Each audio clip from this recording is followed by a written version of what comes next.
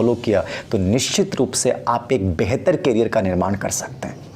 पहली चीज, समय प्रबंधन हमें सिखाता है कि जिंदगी में यदि आपको टाइम मैनेजमेंट का अनुपालन करना है तो पहली चीज आपको क्या तय करनी है? पहली चीज आपको तय करनी है एक लक्ष्य, एक विजन होना चाहिए। क्योंकि टाइम मैनेजमेंट किसका करोगे? जब तक जैसे वो कुंभकार जो है उसके माइंड में एक विजन होता है कि मुझे एक बहुत सुंदर घड़े का निर्माण करना है जो बहुत अच्छी कीमत पे बिके, वैसे ही आपको उस लक्ष्य का निर्माण करना है कि मुझे आईएएस बनना है, मुझे आरएस बनना है, मुझे शिक्षक बनना है, जो भी बनना है, डॉक्टर बनना है, इंजीनियर बनना है, वो मेरे दिमाग में होना चाहिए। अब्राहम लिंकन एक बहुत सुंदर बात बोलते हैं, जिंदगी में एक काम करो और वो काम ऐसा करो कि दुनिया में आप जैसा कोई दूसरा नहीं कर पाए। यदि आप एक साथ 4 से 5 चीजें करना चाहते हैं जिंदगी में कभी सफल नहीं होंगे। यानी लक्ष्य में विजिलेंसशीलता नहीं होनी चाहिए, लक्ष्य केवल एक होगा और उस पूरे लक्ष्य पे आपको पूरा ध्यान केंद्रित करना है कि मुझे इस लक्ष्य को इस निर्धारित समय में और ऐसी क्रियाएं करते हुए प्राप्त करना है। तो पहला कार्य आपको क्या करना है? एक लक्ष्य। दूसरा विचार मन और मस्तिष्क में आना नहीं चाहिए। दोस्तों, जीवन हमारा एक बैंक अकाउंट की तरह है। बैंक अकाउंट कैसे? जैसे बैंक अकाउंट में पैसे जमा करते हैं वैसे ही ये समय रूपी जीवन रूपी बैंक अकाउंट कैसे है? प्रतिदिन हमारे इस अकाउंट में 86,400 सेकंड जमा होते हैं। अब इन 86,400 सेकंड को आप सेकंड मत मानिए, ये 86,400 सेकंड नहीं है, 86,400 रुपए हैं। आप सोचिए, जब प्रतिदिन हमें 86,400 रुपए मिल रहे हैं और एक सेकंड खराब करने का मतलब है आपके जीवन से 1 रुपया कम हो गया, और एक दिन खराब करने का मतलब है आपने अपने जीवन में 86,400 रुपए नष्ट कर दिए, खो दिए। आपको यही सीखना है कि ये एक एक सेकंड मेरे जीवन का एक एक रुपया है और मुझे इस समय को वेस्ट नहीं करना है, मुझे इस समय का इन्वेस्ट करना है। यानी 86,400 रुपए के बदले मेरा पैसा कम नहीं होना चाहिए, अपितु ब्याज के साथ वो बढ़ना चाहिए। यानी प्रतिदिन को आपको इन्वेस्टमेंट मानते हुए कार्य करना है। दूसरा कार्य, आप अपने लक्ष्य का एक नक्शा बनाइए। मैं नक्शे की बात क्यों कर रहा हूँ, मैं मैप की बात क्यों कर रहा हूँ? देखना, हम सब एक सामान्य इंसान हैं और जब हम घर में रहते हैं तो हमारे घर में हमें मकान बनाना होता है। मकान छोड़िए, आपको एक छोटा सा कमरा भी बनाना है, एक रसोई घर भी बनाना है, एक बाथरूम भी बनाना है। तो उस बाथरूम या उस रसोई घर को बनाने के लिए हम किसके पास जाएंगे? वास्तुकार के पास, स्थापत्यकार के पास, और हम उनसे पूछेंगे कि वो कैसे बने, किस जगह पे बनेगा, कितनी उसमें ईंटें लगेंगी, कितने उसमें पत्थर लगेंगे और उसमें किस किस सामग्री की आवश्यकता पड़ेगी। यानी पूरी योजना बनाते हैं, पूरी प्लानिंग बनाते हैं। जब एक भौतिक वस्तु का निर्माण करने के लिए हम एक नक्शा बना के कार्य करते हैं, तो जब जिंदगी की इतनी सुंदर इमारत आपको बनानी है तो वो क्या बिना नक्शे के बन सकती है? कभी नहीं बन सकती। आपको अपने जिंदगी के करियर का निर्माण करना है तो आपको ये पता होना चाहिए कि मैं जिस लक्ष्य की प्राप्ति के लिए कार्य कर रहा हूँ उस लक्ष्य की प्राप्ति मुझे किन किन किताबों की आवश्यकता पड़ेगी, किस किताब को मुझे कितना समय देना है और कितनी समय अवधि में मुझे इस कार्य को पूरा करना है। यानी पूरी माप आपके दिमाग में होनी चाहिए। भाग मिल्खा सिंह भाग तो मूवी हमें सिखाती है कि ज़िंदगी में जो आप करने जा रहे हैं उस कार्य को करने से पहले आप उसको विजुअलाइज करें कि मैं इस कार्य को कर रहा हूं और मैं सफल बन रहा हूं। तो उस लक्ष्य के बारे में आज से सोचना शुरू कीजिए। तीसरी बात, तीसरी टिप्स, समय प्रबंधन की तीसरी बड़ी व्यवहारिक तकनीक ये है कि जब भी आप सुबह मॉर्निंग में उठते हैं, उठने का मतलब ये है कि आपको अलार्म की ज़रूरत नहीं पड़नी चाहिए। उठने का मतलब है 4 बजे उठना है तो 4 बजे 5 बजे मैं स्टडी टेबल पे पहुंच जाऊंगा और वहां पहुंचते ही मेरा पहला कार्य क्या होगा? मेरे प्रतिदिन के कार्यों की मैं एक योजना बनाऊंगा। वो योजना क्या होगी? योजना ये होगी कि आज मेरे मोस्ट इंपॉर्टेंट अर्जेंट कार्य कौन से होंगे और ऐसे कार्य कौन से हैं जो इतने इंपॉर्टेंट नहीं है लेकिन प्रतिदिन उन पर मैं अपना समय वेस्ट करता हूँ। तो प्रतिदिन की योजना बनानी है और वो कार्य महत्वपूर्ण से अति महत्वपूर्ण से महत्वपूर्ण की ओर जाते हुए कम महत्वपूर्ण कार्य आपको अंतिम समय में करने हैं। और रात को सोने से पहले मूल्यांकन करना है कि जो मैंने टारगेट तय किए थे वो प्राप्त हुए कि नहीं हुए। यानी आपको मूल्यांकन आपका खुद करना है, अपना मेंटर आपको खुद बनना है। यदि आपने प्रतिदिन के कार्य तय कर लिए, टारगेट तय कर लिए और रात को सोने से पहले मूल्यांकन करना शुरू कर दिया तो आपका समय प्रबंधन इतना बेहतर बन जाएगा कि आप दुनिया की किसी भी बड़े से बड़े एग्ज़ाम को क्रैक कर सकते हैं। और ये कोई नहीं करेगा, ये केवल आपको करना है। बस आपको ये ध्यान रखना है कि मेरी इन कार्यों में प्रायोरिटीज़ क्या है। प्रायोरिटीज़ का मतलब समझ रहे हैं कि मेरे लिए वो ऐसे कौन से कार्य हैं जो मेरी ज़िंदगी में करियर को बनाने के लिए बड़े महत्वपूर्ण हैं। बहुत से हम बच्चे हैं, स्टूडेंट्स हैं, और हम तैयारी करते हैं, और तैयारी करते समय हम बहुत से लोग फेसबुक, व्हाट्सएप, सोशल मीडिया पे इतना समय वेस्ट करते हैं। ये आपको समझना पड़ेगा। जो चीज़ मेरे लिए ज़रूरी नहीं है उन चीज़ों पे मुझे बचना है। मुझे ये तय करना है कि समय प्रबंधन की पहली रणनीति ये कहती है कि मोबाइल का यदि आप इस्तेमाल कर रहे हैं तो स्टूडेंट के लिए प्रतिदिन 15 घंटे वो एयरप्लेन मोड पे होना चाहिए। यानी 15 घंटे मुझे मेरा फ़ोन चालू नहीं करना तो नहीं करना।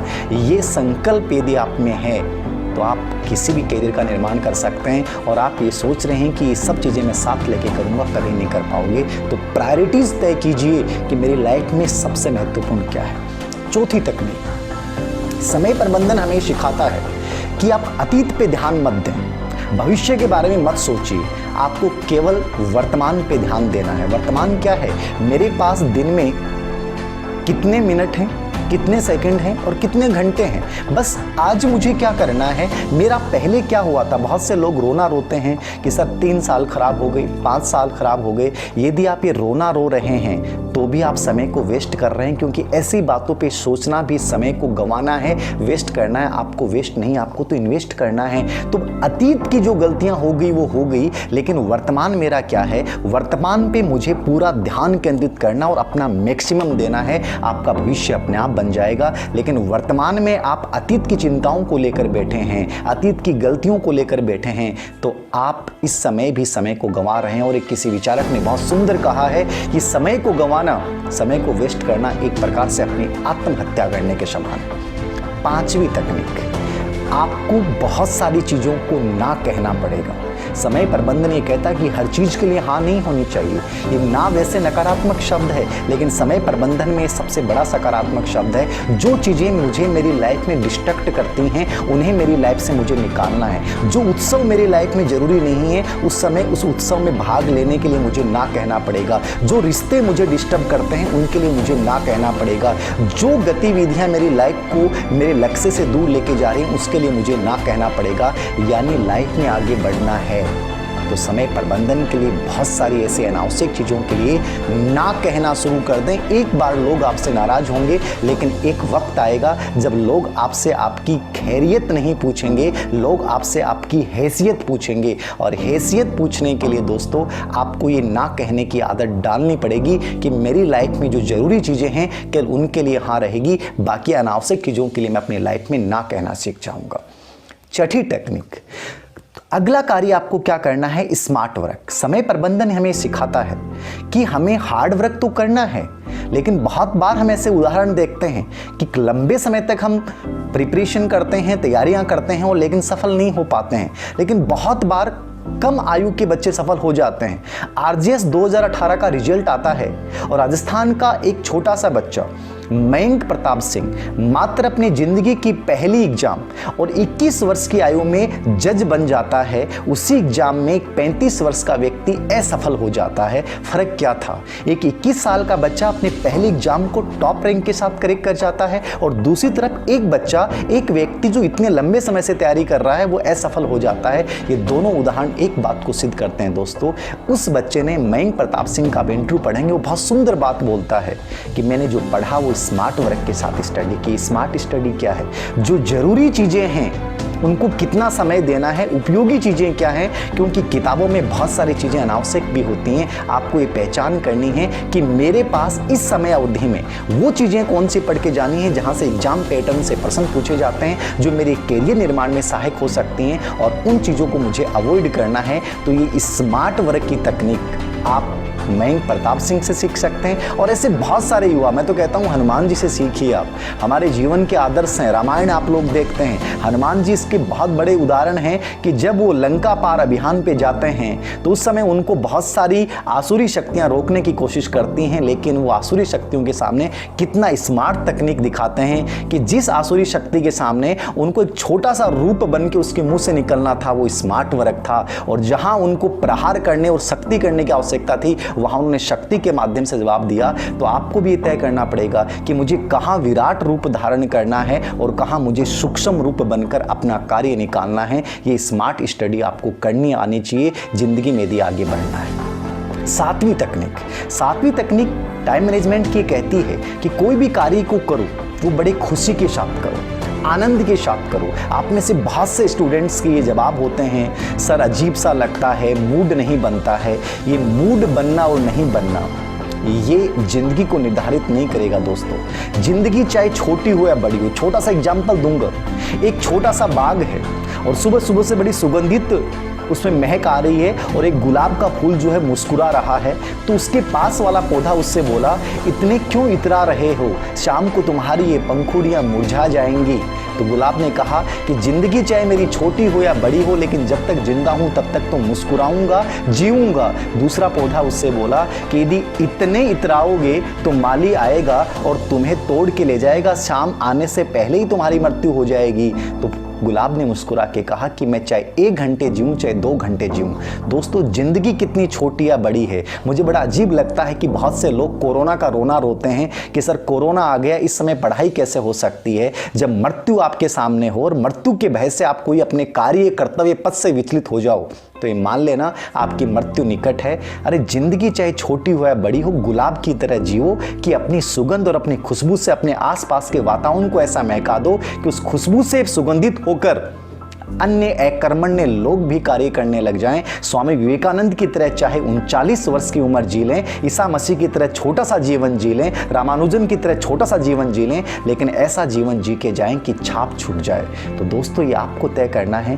कि आपके जीवन का समय प्रबंधन कैसा होगा। ये समय प्रबंधन की वो 7 तकनीक मैंने बताई, ये पहला पार्ट है। यदि आपने अपने जीवन में इसको अपनाया तो निश्चित रूप से आप सफल होंगे। बहुत सुंदर किसी ने कहा है, पक्षियों को सिखाया नहीं जाता आसमान को छूने को, परिंदों को सिखाया नहीं जाता आसमान को छूने का, वे खुद ही ऊंचाई तय करते हैं आसमानों की। जो रखते हैं हौसले सदा बुलंद अपने, उनको परवाह नहीं होती ज़मीन पे गिर जाने की। तो जब आपको पता है कि मुझे ये कार्य करना है और मेरे जीवन निर्माण में करना है, तो फिर परवाह किस बात की कर रहे हो, इंतजार किसका कर रहे हो कि एक वक्त आएगा और मेरा मूड बनेगा और मैं उस कार्य को अंजाम दूंगा। आपका वक्त अभी से शुरू होता है। नाउ स्टार्ट अप, मुझे करना है और अभी करना है। जिस दिन आपने संकल्प ले लिया, आपके जीवन की दशा और दिशा दोनों बदलनी शुरू हो जाएगी। तो ये समय प्रबंधन आपके जीवन को शून्य से शिखर तक पहुंचा सकता है। अब आपको तय करना है कि इस समय को गंवाना है या इस समय को इन्वेस्ट करना है। धन्यवाद।